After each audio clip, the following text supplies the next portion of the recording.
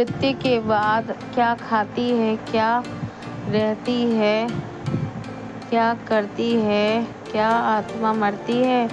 क्या मृत्यु के बाद भी हमारा अस्तित्व बना रहता है? क्या जीवन केवल एक यात्रा है या इसके आगे भी कुछ है? दोस्तों, जब कोई इस संसार से विदा लेता है तो हम कहते हैं उसकी आत्मा को शांति मिले। क्या ये आत्मा आखिर है? क्या यह केवल एक विश्वास है या एक साक्षात सत्य? भगवान श्री कृष्ण, श्री नारायण कहते हैं, तुम्हें और मुझे भी आत्मा कहा जाता है। जब हम शरीर छोड़ देते हैं तो लोग हमें अलग अलग नामों से पुकारते हैं। कोई भूत आत्मा कहता है तो कोई कहता है कि आत्मा स्वर्ग लोक चली गई। पर क्या सच में आत्मा कहीं जाती है या ये केवल हमारी कल्पना मात्र है? ये शरीर तुम्हारा नहीं, ना ही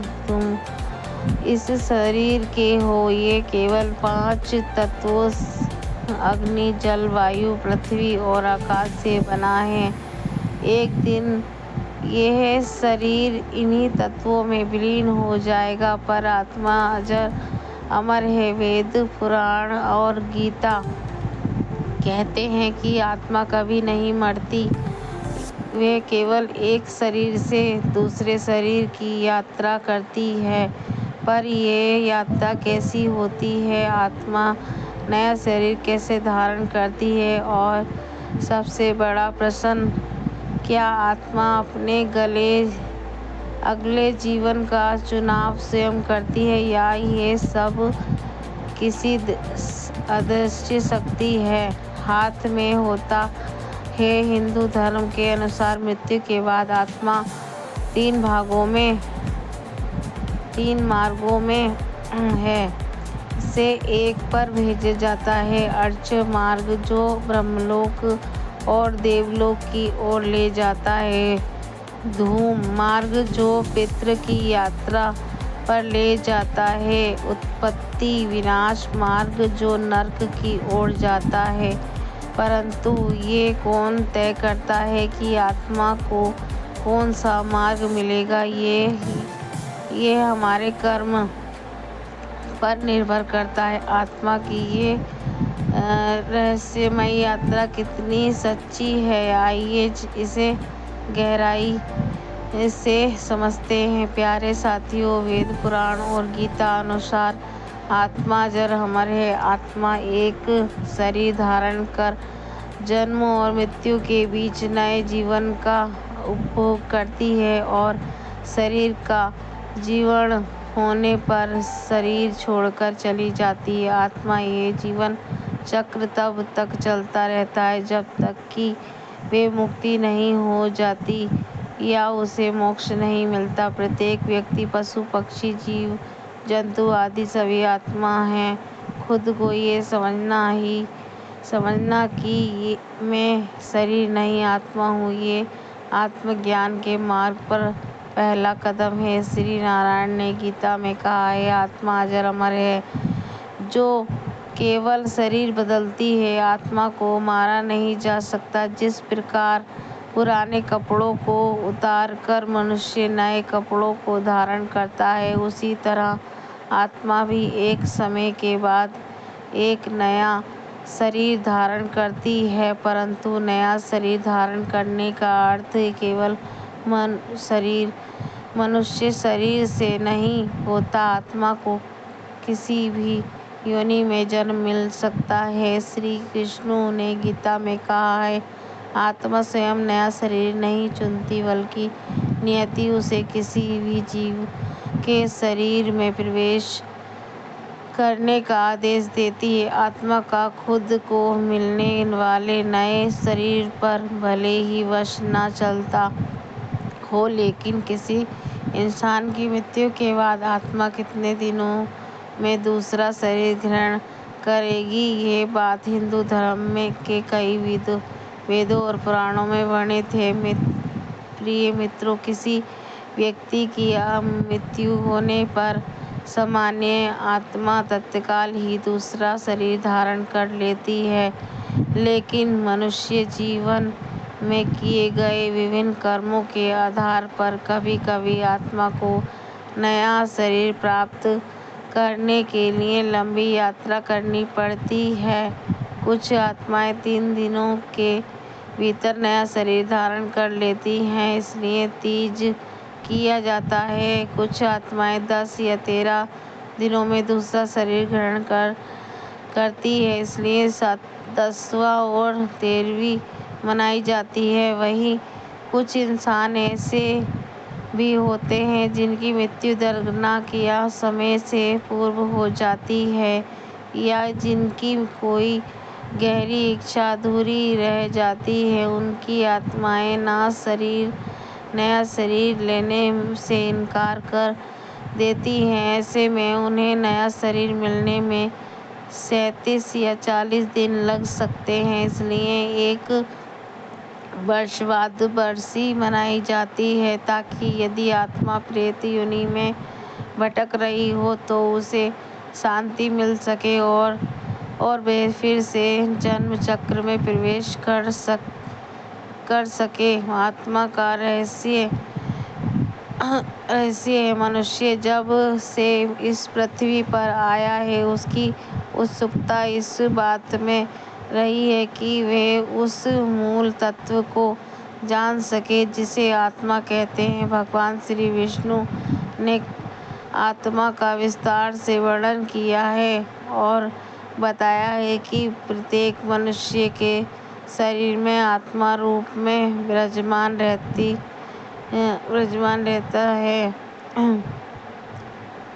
रहता हूँ। आत्मा ही जीवन है, आत्मा ही मूल सत्य है, आत्मा ही ज्ञानी है, आत्मा अजर है, अमर है। ना तो पानी इसे गलाता है, ना अग्नि इसे जला सकती है, ना हवा इसे सुखा सकती है और ना ही कोई इसे नष्ट कर सकती है, अर्थात आत्मा वास्तव में अजर अमर है। आप कहेंगे कि लोग तो 50-55 वर्ष की आयु में ही मृत्यु को प्राप्त हो जाते हैं। आपका कहना भी सही है, लेकिन ऐसा नहीं है कि आत्मा को उस शरीर से निकलने के बाद तुरंत नया शरीर मिल जाता है। उसे अपने हजारों वर्ष तक के समय चक्र को पूर्ण करना होता है, तभी जाकर उसे नया शरीर प्राप्त होता है। अगर आकस्मिक कारणों से शरीर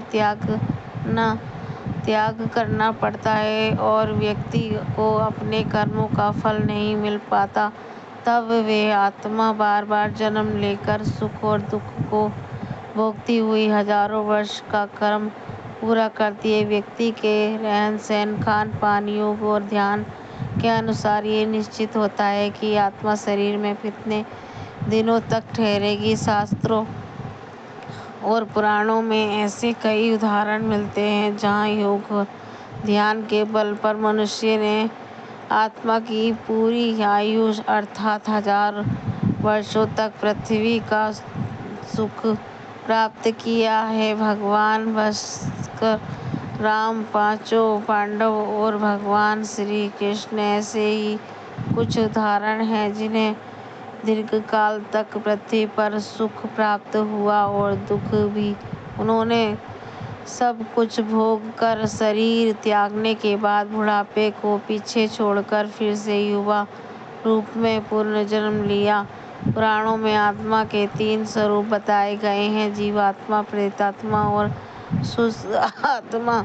जो आत्मा भौतिक शरीर में वास करती है उसे जीवात्मा कहते हैं।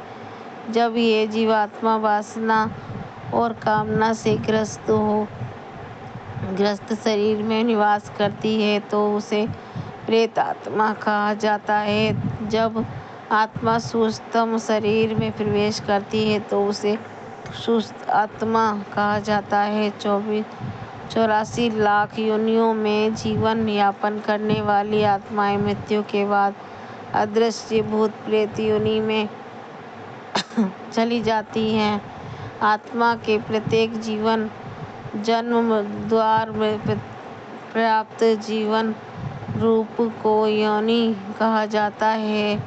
ऐसी कुल 84 लाख योनियां मानी गई हैं, जिनमें कीट पतंगे, पशु पक्षी, वृक्ष और मानव आदि सभी शामिल हैं। हिंदू धर्म की मान्यता के अनुसार जीवात्मा 84 लाख योनियों में भटकने के बाद ही मनुष्य जन्म प्राप्त करती है। इन योनियों का वर्गीकरण इस प्रकार है: वृक्ष और पौधे 30 लाख, कीट और पतंगे 27 लाख, पक्षी 14 लाख, जलचर जीव 9 लाख, देवता, मनुष्य, पशु 4 लाख। कुल 84 लाख योनियां साधारण शरीर वृद्धावस्था में जीवाणु हो जाने के कारण नष्ट हो जाते हैं, परंतु यदि कोई आकस्मिक कारण उपस्थित हो जाए तब अल्पायु में ही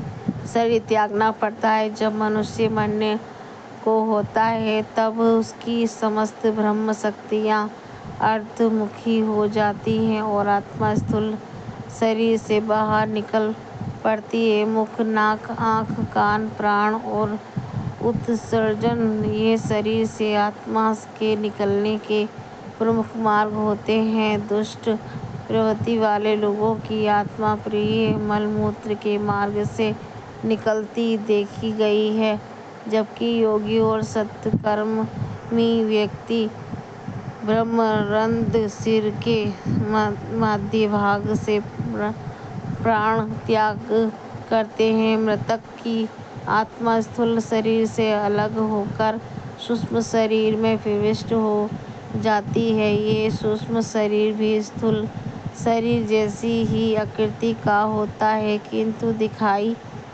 नहीं देता। मृतक को भी इस शरीर का केवल अनुभव होता है। कुछ आत्माएं ही इस सूक्ष्म शरीर को देख पाती हैं। इस दौरान मृतक आत्मा को बहुत आश्चर्य होता है कि मेरा शरीर तो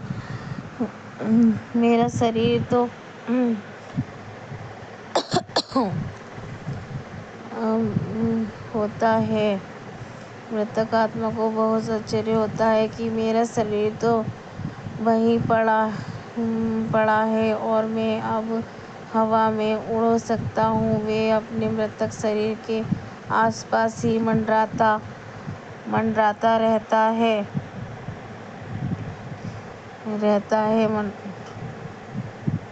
अपने प्रियजनों को देखता है, उन्हें कुछ कहना चाहता है, पर उसकी कोई नहीं सुनता। मृतक आत्मा स्वयं को मृतक नहीं मानती। वे अपने अंग प्रत्यंग हिलाती डुलाती है, हाथ पांव चलाती है, लेकिन उसे ये अनुभव नहीं होता कि वे मर चुकी है। उसे लगता है कि शायद ये कोई सपना है।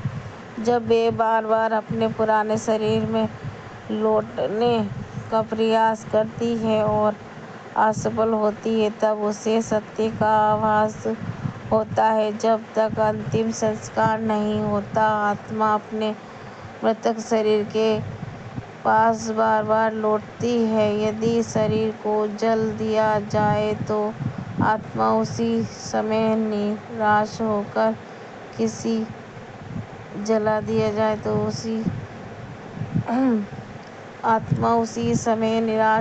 किसी और मार्ग पर जाने लगती है। परंतु यदि शरीर को दफनाया गया हो तो आत्मा उस शरीर से मोह नहीं छोड़ पाती और कई दिनों तक उसी स्थान के आसपास घूमती रहती है। जिन मृतकों का मोह माया बहुत गहरा होता है, वे आत्माएं श्मशान भूमि में लंबे समय तक भटकती रहती हैं। शरीर की ममता बार बार उधर खींचती है और वे अपने को संभालने में असमर्थ होकर उसी के आसपास रुदन करते रहते हैं। कई ऐसे भी होते हैं जो जो शरीर की अपेक्षा प्रियजनों से अधिक मोह करते हैं, वे मरघट के स्थान पर प्रिय व्यक्तियों के निकट रहने का प्रयत्न करते हैं। पुराणों के अनुसार जब भी कोई मनुष्य मरता है और आत्मा शरीर को त्याग कर यात्रा प्रारंभ करती है, तो इस दौरान उसे 3 प्रकार के मार्ग में से किसी एक मार्ग पर चलाया जाता है। यह आत्मा को किसी मार्ग पर जाना है, यह केवल उसके कर्मों पर निर्भर करता है। ये 3 मार्ग हैं: अर्चना मार्ग, मोक्ष मार्ग और उत्पत्ति विनाश मार्ग। अर्चना मार्ग ब्रह्मलोक और देवलोक की यात्रा के लिए होता है। धर्म मार्ग मृतक की ओर ले जाता है और उत्पत्ति विनाश मार्ग नरक की ओर। हालांकि इन सभी मार्गों से कई आत्माओं को कुछ काल तक भिन्न भिन्न लोकों में रहने के बाद पूर्ण मृत्यु लोक में आना ही पड़ता है। अधिकतर आत्माओं को यही जन्म लेना होता है और यही मरकर पुनः जन्म लेना पड़ता है। यजुर्वेद में कहा गया है कि शरीर छोड़ने के पश्चात जिन लोगों ने तप और ध्यान किया होता है, वे ब्रह्मलोक चले जाते हैं, अर्थात वे ब्रह्मलीन हो जाते हैं। कुछ सत्कर्मी भक्तजन स्वर्ग चले जाते हैं और देव बन जाते हैं। राक्षसी प्रवृत्ति वाले कुछ लोग प्रेत योनि में अंतकाल तक भटकते रहते हैं और कुछ वापस धरती पर आज जन्म ले लेते हैं। जन्म लेने वालों में भी यह आवश्यक नहीं है कि वे मनुष्य योनि में ही जन्म लें। इससे पूर्व सभी आत्माएं पितृ का निवास करती हैं, वही उनका न्याय होता है। सामान्य जनों के लिए ये धारणा कार्य करती है कि वे किस प्रकार की भावना और विश्वास लेकर मृत्यु को प्राप्त हुए हैं। जैसे किसी के मन में ये गहरी धारणा है कि मृत्यु के बाद यमदूत आएंगे, तो उन्हें सच में यमदूत दिखाई देने लगते हैं। वहीं जिनके विश्वास में ये बैठा होता है कि मृत्यु के पश्चात आत्मा गहरी नींद में चली जाती है, उन्हें सच में ऐसा ही अनुभव होता है। शास्त्रों के अनुसार हमारे शरीर में 7 प्रकार के चक्र होते हैं। ये 7 चक्र हमारे 7 प्रकार के शरीर से जुड़े होते हैं, जिनमें प्रमुख 3 हैं: भौतिक शरीर, सूक्ष्म शरीर, कारण शरीर। भौतिक शरीर जल लाल रक्त से सना होता है, जिसमें लाल रंग की प्रधानता होती है। सूक्ष्म शरीर सूर्य के पीले प्रकाश जैसा होता है। कारण शरीर नीले रंग से युक्त होता है।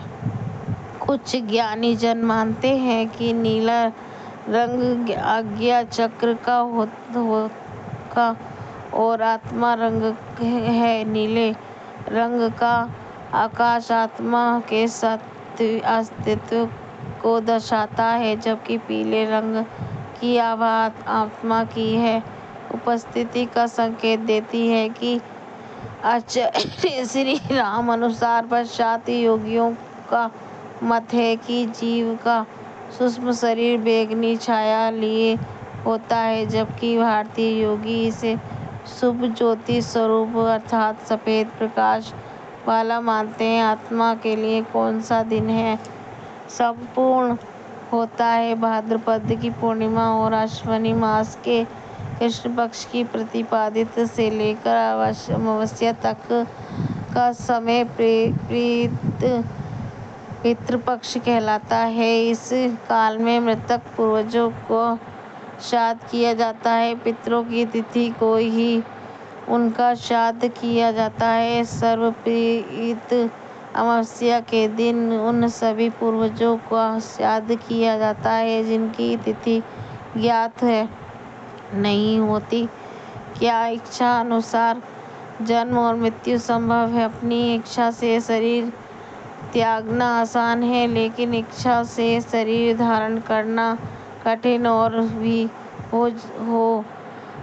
भी जो जो व्यक्ति इच्छा से शरीर छोड़ना सीख जाता है वे भी भविष्य में इच्छा अनुसार जन्म भी ले सकता है। इच्छा मृत्यु शब्द का सर्वप्रथम उल्लेख महाभारत में मिलता है, जिसका अर्थ है अपनी मर्जी से मृत्यु को प्राप्त करना। भीष्म पितामह ने तीरों की शैया पर लेटकर अपनी इच्छा से ही मृत्यु को आमंत्रित किया था। शास्त्रों के अनुसार जीव स्वयं अपनी इच्छा, भावना और कर्म से संस्कारों के अधीन होकर जन्म ग्रहण करता है। ये भाव उसके जीवन में किए गए कर्मों और अनुभवों के बीच रूप में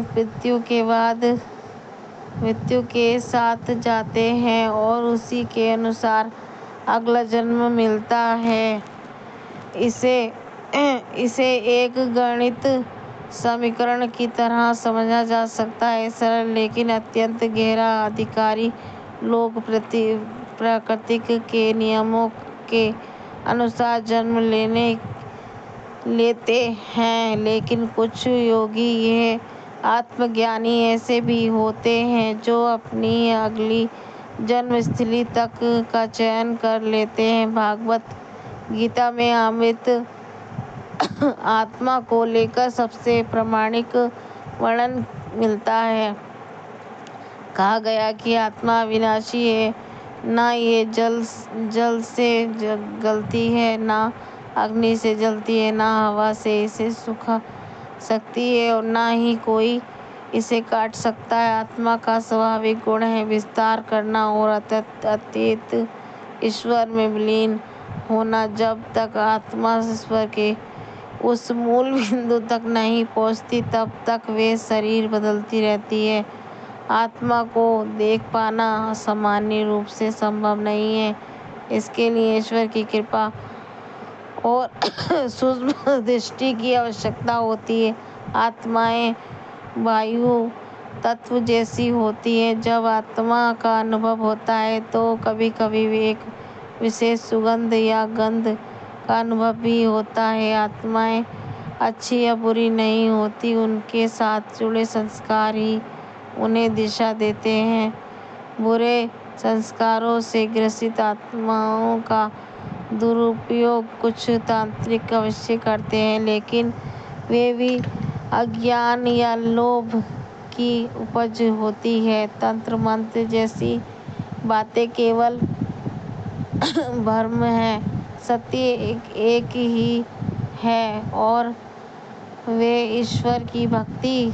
इसलिए हमें चाहिए कि हम शिव और श्री कृष्ण की शरण में जाएं, सत्संग करें, भजन करें, कीर्तन करें, अपने संस्कारों को शुद्ध करें, कर्मों को सुधारें और आत्मज्ञान को प्राप्त करें। गीता में कहा गया है, मनुष्य की आत्मा स्वयं सर्वसम्मति परमेश्वर का सहज है। जब आत्मा जन्म और मृत्यु के चक्र में अनगिनत बार भटकने के बाद थक जाती है, तब वे अपनी यात्रा का अंतिम लक्ष्य मोक्ष प्राप्त करने की आकांक्षा रखती है।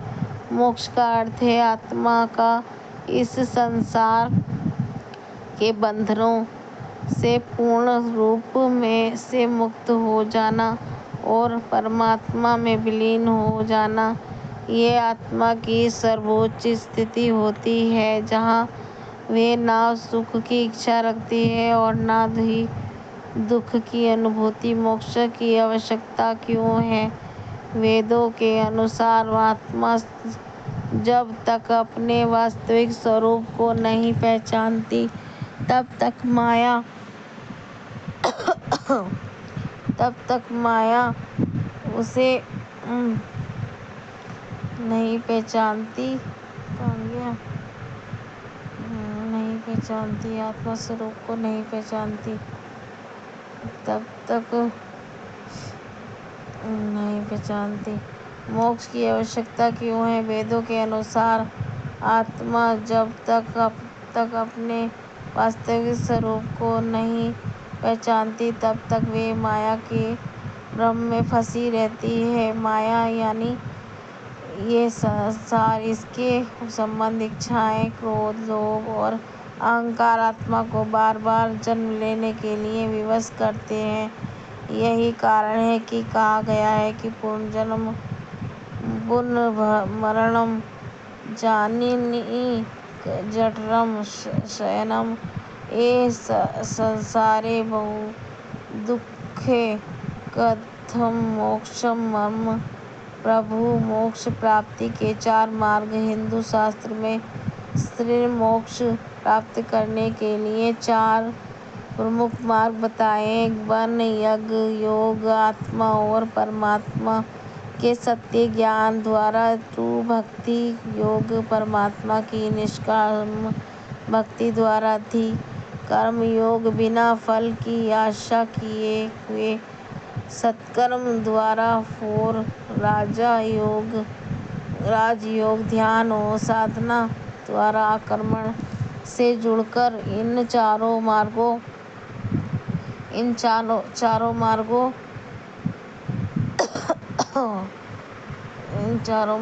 के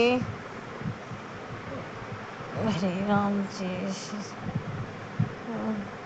स्थिति बोध कराना। जब आत्मा जान जाती है कि वे शरीर नहीं है तब वे ब्रह्म संसार से विमुख होकर अपने अंतरिक्ष स्वरूप की ओर आकर्षित होती है। आत्मज्ञान ही है मोक्ष का द्वार। भगवत गीता में श्री कृष्ण अर्जुन से कहते हैं, न जयते मयते न कदाचि न भूतः भवति न भय अजो नित्या शाश्वतो प्राणो न हन्यते। शरीर। इस श्लोक का भाव है कि आत्मा कभी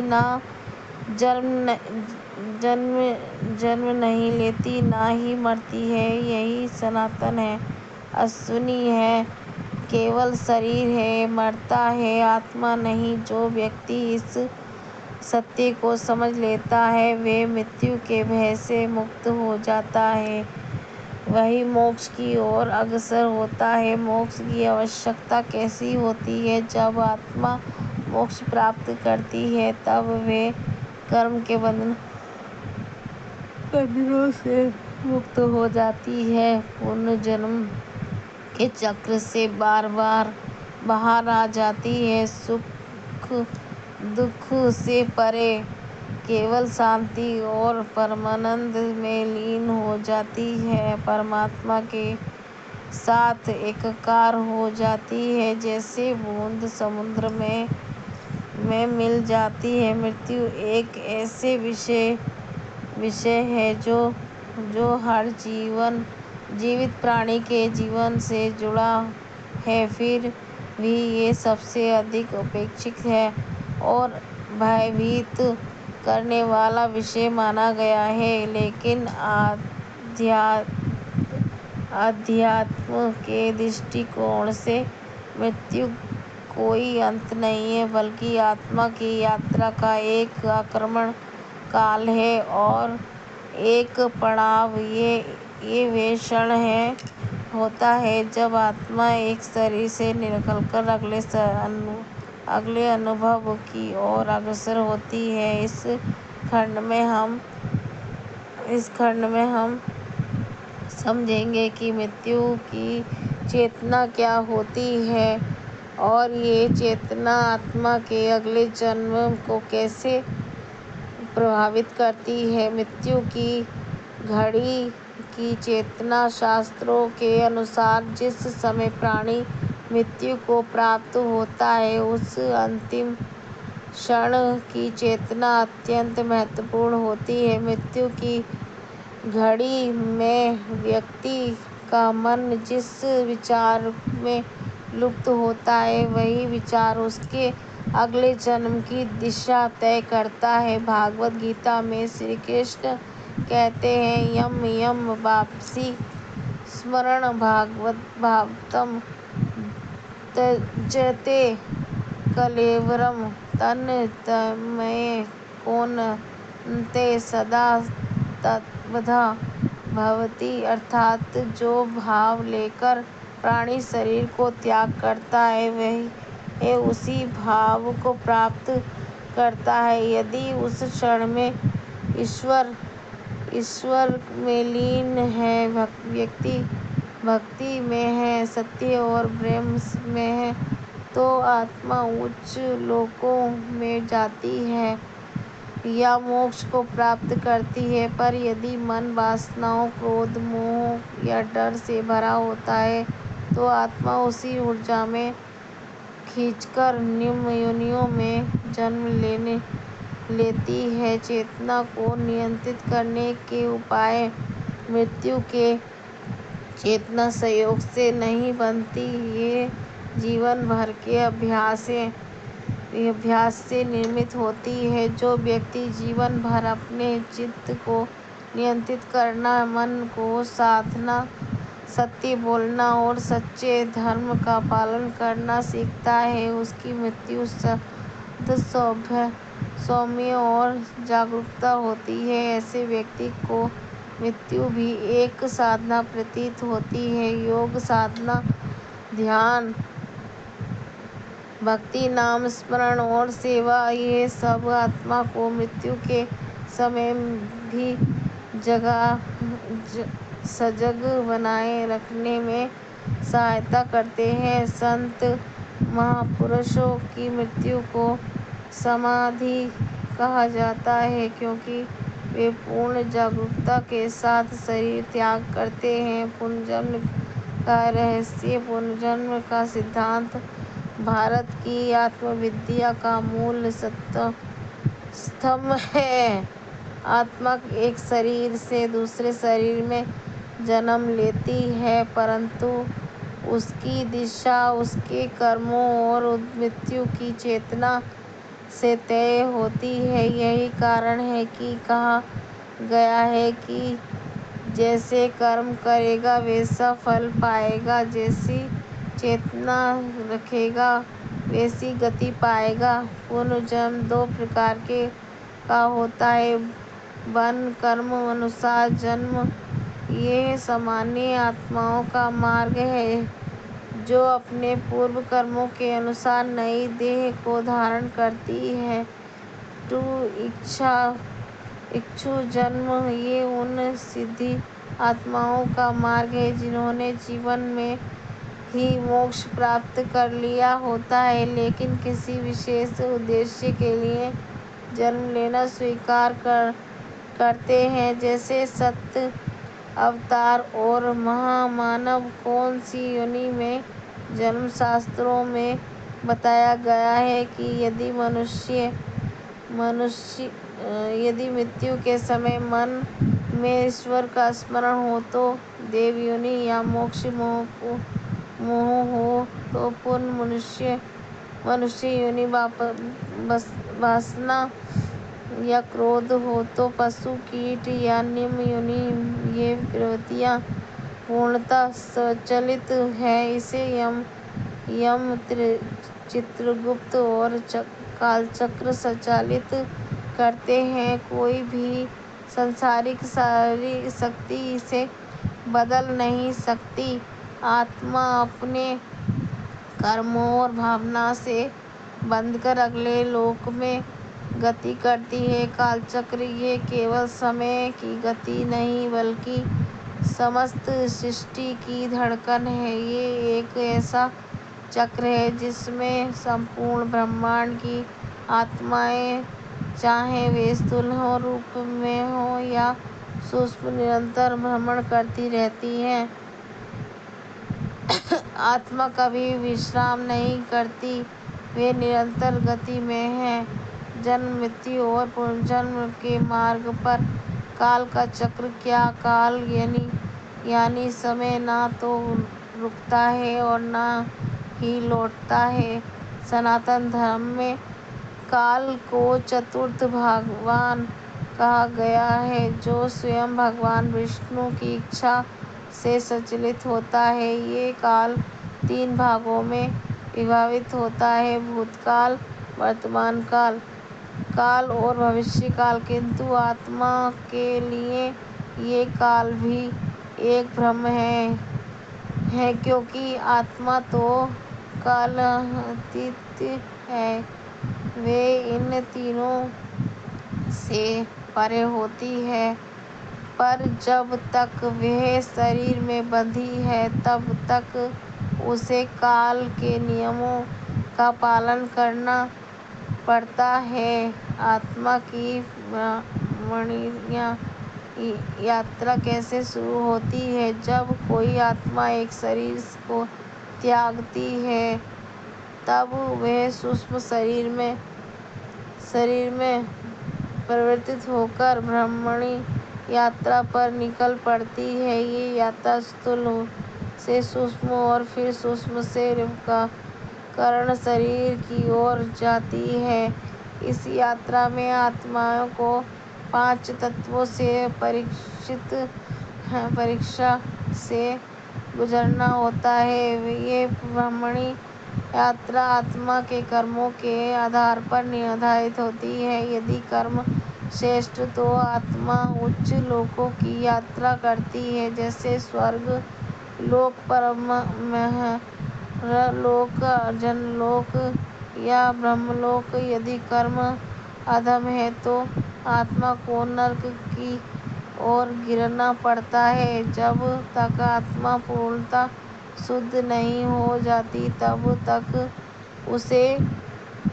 उसे ब्रह्मांड के विभिन्न स्तरों पर गुजरना पड़ता है। ये एक शुद्धिकरण की प्रक्रिया, जैसे सोने को अग्नि में तपकर उसकी अशुद्धियां निकाली जाती हैं। क्या आत्मा विश्राम करती है? ये एक सामान्य प्रश्न है। क्या आत्मा को विश्राम मिलता है?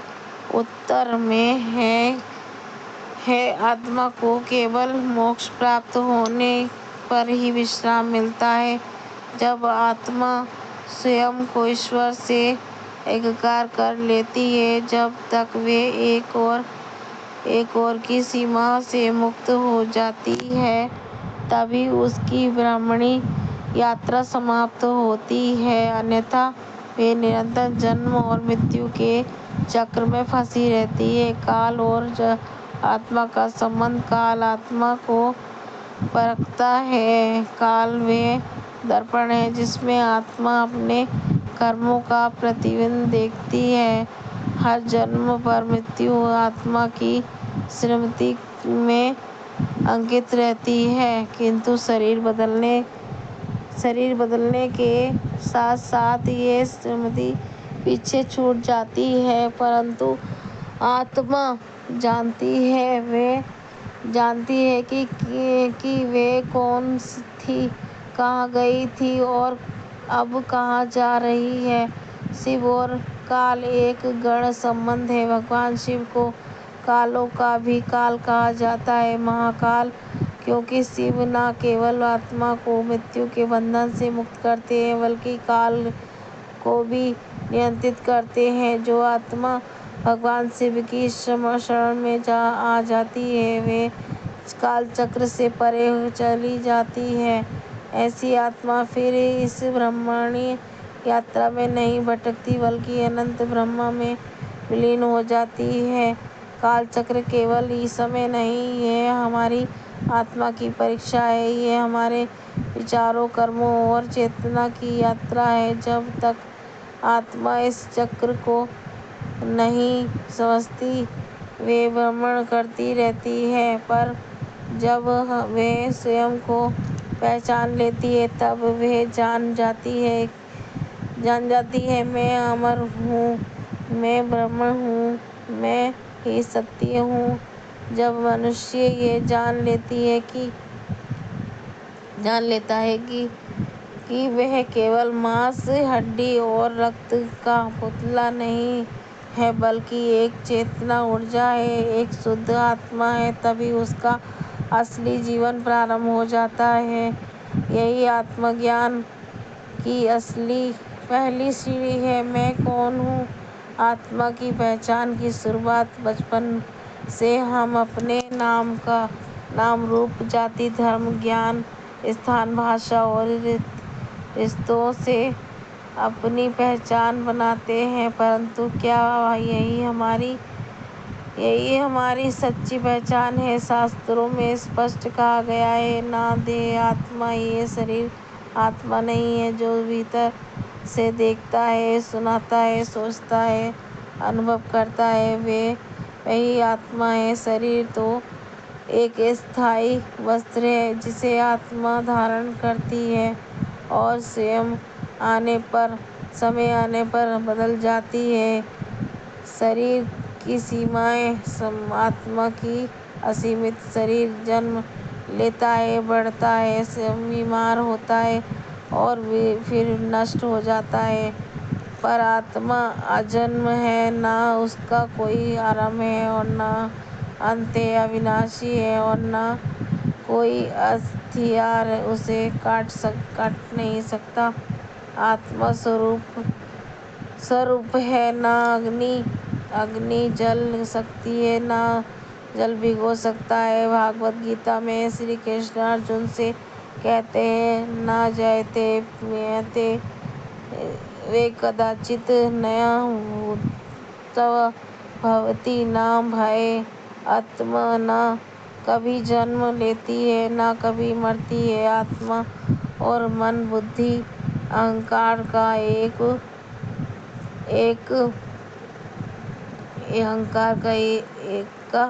अंतर। अक्सर लोग आत्मा को मन समझ लेते हैं, परंतु ये भ्रम है कि मन संकल्प विकल्प करता है, बुद्धि निर्णय लेती है, अहंकार